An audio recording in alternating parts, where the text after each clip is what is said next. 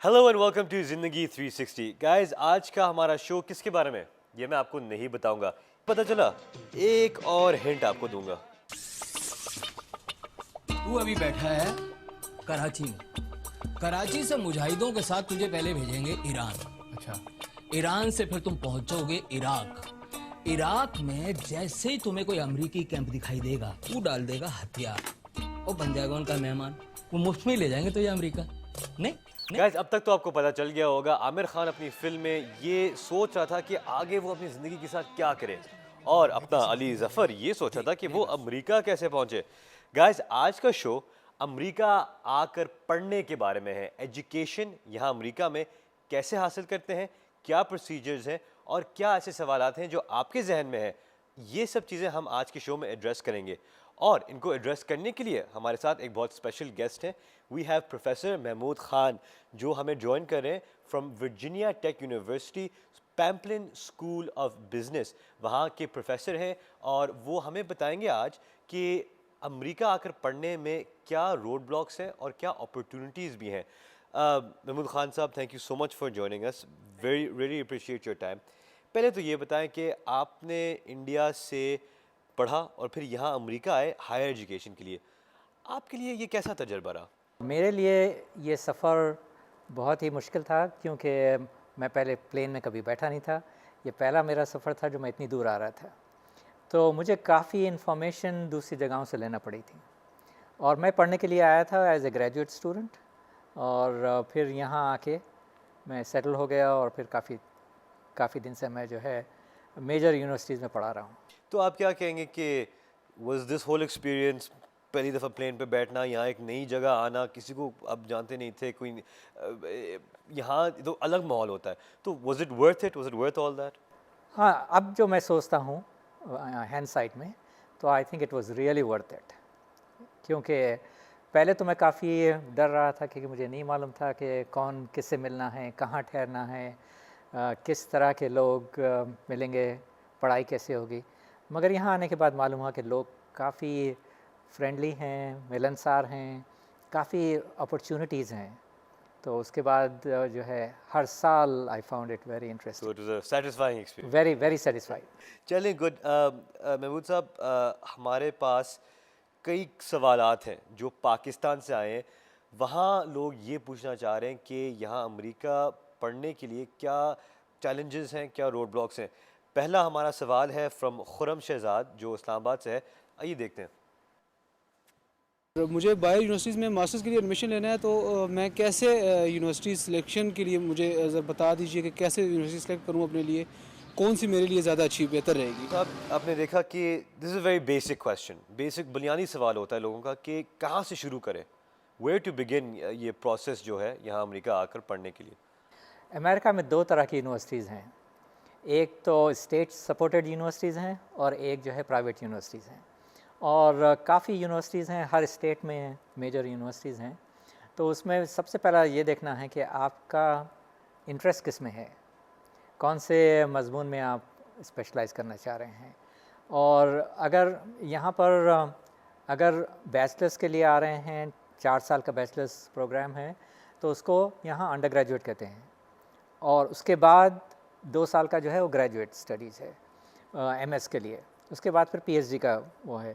तो आपको ये देखना है कि आप किस उसके लिए आ रहे हैं। अगर आप अंडर ग्रेजुएट के लिए आ रहे हैं तो उसके लिए अलग यूनिवर्सिटीज़ हैं, ग्रेजुएट के लिए आ रहे हैं तो अलग यूनिवर्सिटीज़ हैं। मगर सबसे पहले आपको ये देखना है कि आपका इंटरेस्ट किस फील्ड में है। राइट, कि इंटरेस्ट, और उसकी बुनियाद पर आप फिर देखेंगे कि किस स्कूल में आप जा सकते हैं, किस प्रोग्राम में आप इनरोल हो सकते हैं। एग्जैक्टली। ये बहुत इंपॉर्टेंट है कि पहले आपने सोचना चाहिए। अच्छा, दूसरे सवाल की तरफ बढ़ते हैं। और ये एक बहुत अहम सवाल है जो बहुत से लोग उनके जहन में होता है।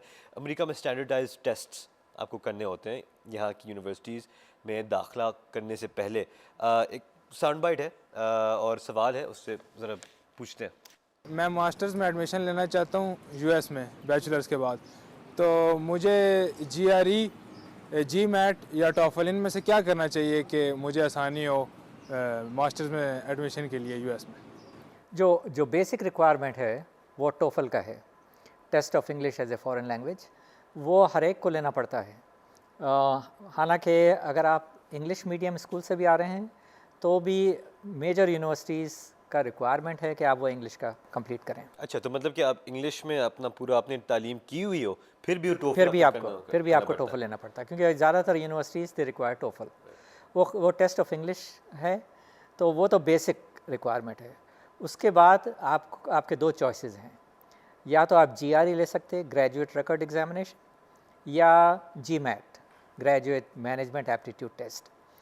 ये दोनों में फ़र्क ये है कि GRE हर दूसरे फील्ड्स के लिए है और GMAT ज़्यादातर कंसंट्रेटेड मैनेजमेंट के लिए है। अच्छा, तो मैनेजमेंट के जितने, अगर आप if you are interested in management, तो उसके लिए आपको GMAT लेना है, और अगर आप दूसरे फील्ड्स में करना चाह रहे हैं तो GRE।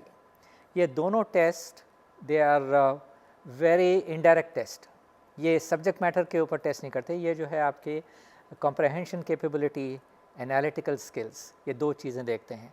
तो ये बहुत ज़रूरी है कि इसकी स्पेशल टेस्ट लेने का तरीक़ा प्रैक्टिस करें। अच्छा ये बताएं कि GRE, GMAT ये जो स्टैंडर्डाइज्ड टेस्ट हैं, फ़र्ज़ करें कि आपका इनमें स्कोर शायद इतना ज़बरदस्त नहीं हो, कितना वेटेज इनको दिया जाता है पूरा आपका? क्योंकि आपकी एप्लीकेशन में तो और भी चीज़ें होती हैं, आपके ग्रेड्स होते हैं, आपकी स्टेटमेंट्स ऑफ इंटेंट होते हैं, आपके रिकमेंडेशंस होते हैं, तो ये स्टैंडर्डाइज्ड टेस्ट को कितना वेटेज दिया जाता है? अक्सर यूनिवर्सिटीज़ में काफ़ी वेटेज इन टेस्ट का ही है। जो स्कूल के ग्रेड्स वगैरह हैं उस पे इतना ज़्यादा अहमियत नहीं देते ये लोग, क्योंकि हर स्कूल के मुख्तलिफ ग्रेडिंग रिक्वायरमेंट्स हैं, तो उसमें इस वजह से ये टेस्टिंग जो है, टेस्ट के जो ग्रेड्स हैं, इसका काफ़ी अहमियत है इसमें। तो GMAT, GRE वगैरह के जो स्कोर्स हैं, ये दो बहुत इंपॉर्टेंट हैं। अगर आपको ग्रेजुएट स्टडीज़ करना है अमेरिका में, तो ये दोनों में से कोई एक टेस्ट लेना ज़रूरी है। स्टैंडर्डाइज्ड टेस्ट का यही मतलब है कि सबको एक ही एक ही तरीके लेवल से से, यस। वो लोग टेस्ट करते हैं कि एप्टीट्यूड आपका कितना है। हाँ। वो कंपेयर भी कर सकते हैं। हाँ, अगर आपके स्कूल में या कॉलेज में उतने अच्छे ग्रेड्स नहीं आए और आपने बहुत अच्छा किया ये स्टैंडर्ड टेस्ट में, तो that is a plus for you. वो जो है अच्छा, अच्छा plus for समझते you। हैं, दैट इज़, क्योंकि देखेंगे हो सकता है कि आप जो है स्पेशल सब्जेक्ट्स ले रहे थे, you are not interested in it, और अब जो है वो है, तो टेस्टिंग जो है इज़ ए जनरल टेस्टिंग, वो हर एक के लिए है, अमेरिकन्स के लिए भी है, नॉन अमेरिकन्स के लिए भी है, वही GRE, GMAT। GRE, GMAT की बात हो गई। एक और चीज़ है जो अक्सर एप्लीकेशंस में यहाँ के स्कूल्स मांगते हैं, और वो है स्टेटमेंट ऑफ पर्पस। उसके बारे में हमारे पास एक सवाल है। मेरा नाम नादिया और मैं अमेरिका जाके पीस एंड कॉन्फ्लिक्ट स्टडीज़ में मास्टर्स करना चाहती हूँ। मैं ये जानना चाहती हूँ कि स्टेटमेंट ऑफ पर्पस इतना इंपॉर्टेंट क्यों होता है? वेरी सिंपल क्वेश्चन, लेकिन वेरी इंपॉर्टेंट क्वेश्चन। क्यों ये स्टेटमेंट ऑफ पर्पस इतना इंपॉर्टेंट होता है? स्टेटमेंट ऑफ पर्पस बहुत, इसको काफ़ी अहमियत से पढ़ते हैं हम लोग।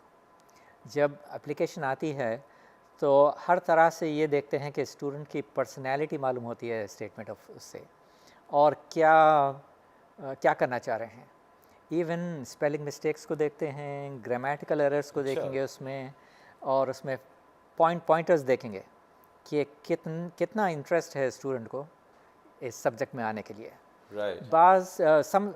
कुछ स्टूडेंट्स ऐसा लिखते हैं कि हर चीज़ करना चाह रहे हैं वो, तो वो जो है नेगेटिव है। अगर आप फोकस बताएं कि मुझे इस फील्ड में ये स्पेशलाइज करना है, तो वो जो है अच्छी नज़र से देखा जाता है। GRE, GMAT में अगर आपको इतना अच्छा स्कोर ना मिले और आपके नंबर भी शायद इतने ज़बरदस्त ना हो, ये हो सकता है कि स्टेटमेंट ऑफ पर्पस आपका इतना ज़बरदस्त हो कि आप वो लोग कहें कि एडमिशन वाला कहेगा कि वाह ये बड़ा अच्छा स्टूडेंट है। अगर GRE में स्कोर उतने नहीं हैं और GMAT में भी नहीं है, दोनों में से कोई एक एग्ज़ाम लेना है, और आपका एक्सपीरियंस है, आपने फील्ड में काम किया है, या कोई रिसर्च प्रोजेक्ट पे लिखा है पेपर, या सोशल साइंसेस या किसी में भी अगर आपने कुछ पेपर, तो वो अगर ऐड कर दें एप्लीकेशन में, तो उसकी अहमियत बहुत ज़्यादा होती है। वो देखते हैं कि ग्रेड इनके कम हैं, GRE में भी नहीं है, मगर इनका इंटरेस्ट है विच जो पब्लिश्ड पेपर्स वगैरह हैं या जो भी रिपोर्ट्स लिखे हैं उससे आइडिया होता है, तो दे कंसिडर दैट। महमूद साहब, हमें एक ब्रेक लेना पड़ेगा गाइस। ब्रेक के बाद हम ये डिस्कशन आगे बढ़ाएंगे और ये पूछेंगे कि रिकमेंडेशन लेटर्स कितने अहम होते हैं। स्टे विद अस। मेरा सवाल ये है कि ऐसे कौन से कोर्सेज मुझे करने चाहिए जिससे मुझे अमेरिका में जॉब मिल सके।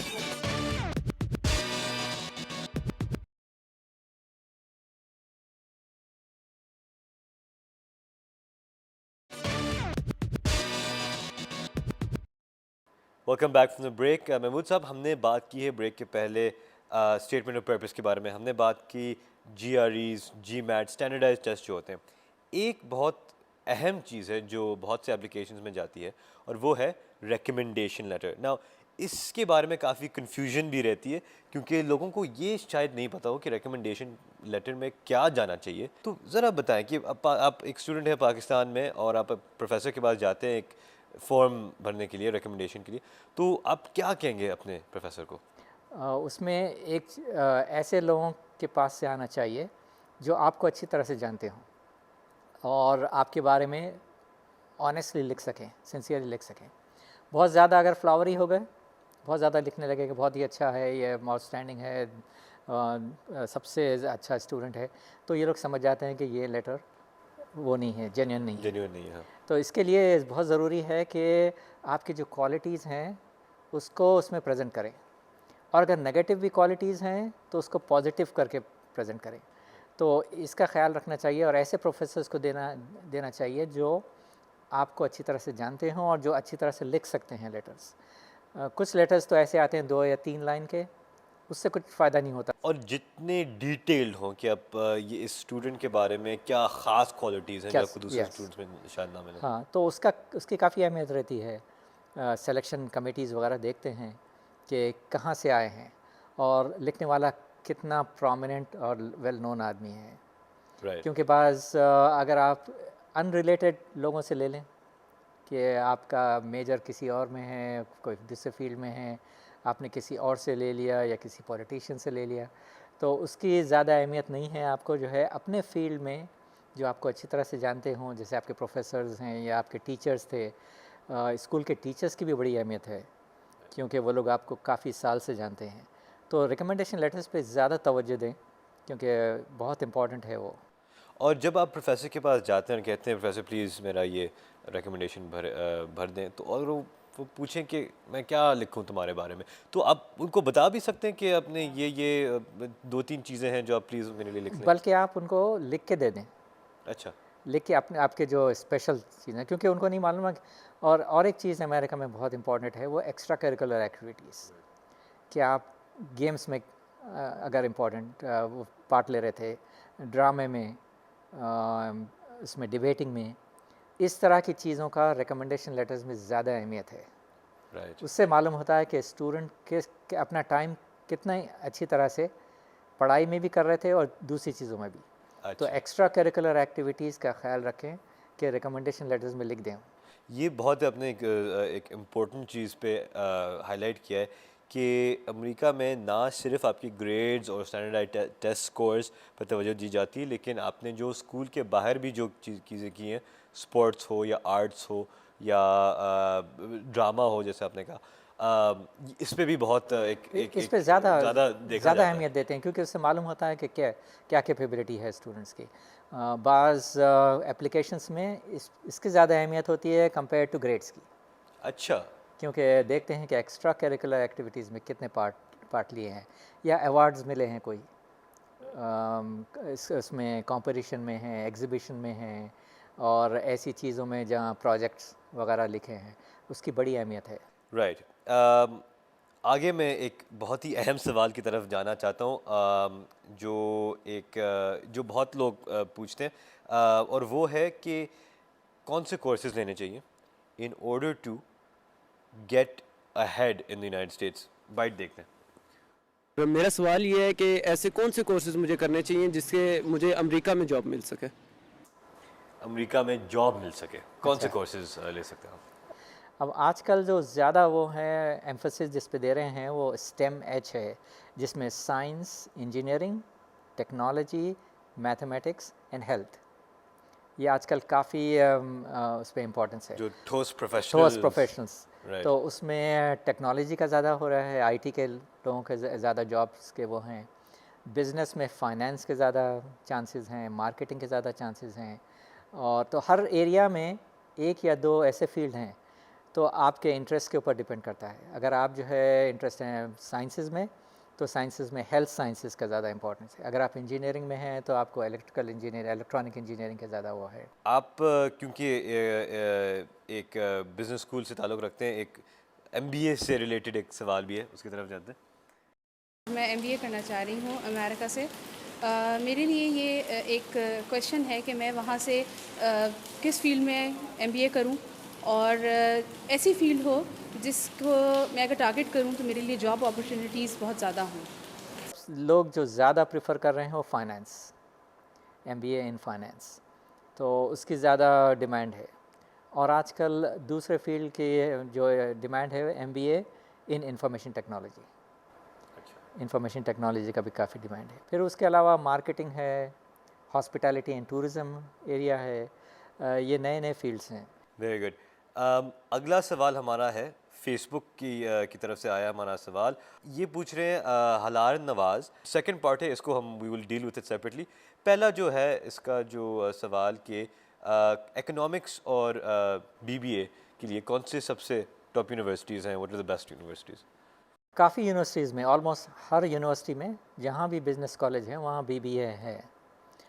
यहाँ इसको बीबीए नहीं कहते हैं, इसको बैचलर्स, बीएस की डिग्री है।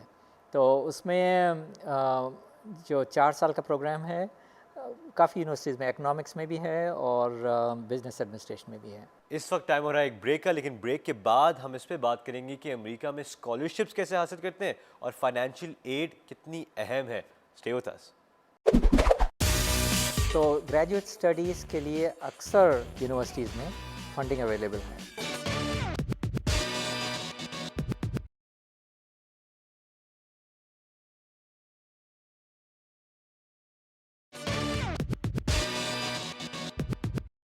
Guys, welcome back from the break. Mahmood साहब, एक बहुत ही इम्पोर्टेंट इशू और वो है पैसा। ये बहुत लोग पूछते हैं and it often means the difference between coming to the United States and not coming to the United States. एक सवाल है पाकिस्तान से, सुनते हैं। मैं फर्दर स्टडीज़ के लिए स्कॉलरशिप के लिए यूएस से जाना चाह रहा हूँ, तो आप मुझे थोड़ा सा ये गाइड कर दें कि पाकिस्तानी स्टूडेंट्स के लिए कौन सी स्कॉलरशिप बेस्ट रहेगी यूएसए में।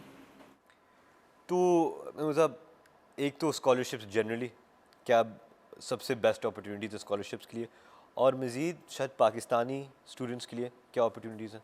नॉर्मली रोड स्कॉलरशिप है या दूसरे उसके फुल ब्राइट के स्कॉलरशिप्स हैं, उस काफ़ी कॉम्पिटिटिव हैं स्कॉलरशिप्स, इतनी आसानी से मिलता नहीं क्योंकि काफ़ी कॉम्पिटिटिव हैं। तो वैसे स्कॉलरशिप्स लोकल एम्बेसीज़ के थ्रू मिल सकते हैं, अमेरिकन एम्बेसीज़ के थ्रू, या जो है फुल ब्राइट का प्रोग्राम है उनके थ्रू अप्लाई कर सकते हैं। ग्रेजुएट स्टडीज़ के लिए मोस्ट ऑफ द यूनिवर्सिटीज़ में यहाँ असिस्टेंटशिप्स हैं, जो ग्रेजुएट असिस्टेंटशिप्स हैं। ये डिपेंड करता है कि किस यूनिवर्सिटी में आप जा रहे हैं, किस प्रोफेसर के पास जा रहे हैं। अगर साइंस का एरिया है, जैसे हमारी यूनिवर्सिटी में काफ़ी असिस्टेंटशिप्स अवेलेबल हैं एमबीए के लिए। और तो ग्रेजुएट स्टडीज़ के लिए अक्सर यूनिवर्सिटीज़ में फंडिंग अवेलेबल हैं। तो एप्लीकेशन में लिखना पड़ता है कि आपको फाइनेंशियल एड की ज़रूरत है, फाइनेंशियल उसकी ज़रूरत है, तो then they will consider you. मगर यहाँ से अगर आप पाकिस्तान से अप्लाई कर रहे हैं तो आपको नहीं देते वो लोग। यहाँ आने के बाद आप जो है दे डिसाइड कि जो है देना है या नहीं देना है। अच्छा, तो मतलब कि आप पहले एडमिट होते हैं और यहाँ जब आप आते हैं फिर जाके आपको पता चलता है कि अगर आपको स्कॉलरशिप है ही नहीं है। बहुत कम मौके ऐसे हैं जो यहाँ से ही दे देते हैं हम लोग असिस्टेंटशिप, मगर यहाँ आने के बाद काफ़ी लोगों को असिस्टेंटशिप्स वगैरह मिल जाती है। अच्छा, तो आपको पहले से नहीं पता चलता? पहले से मुश्किल है क्योंकि देखते हैं स्टूडेंट्स की कैपेबिलिटीज़ वगैरह, और अगर फर्स्ट सेमेस्टर में नहीं भी मिला तो सेकंड सेमेस्टर से मिल जाता है।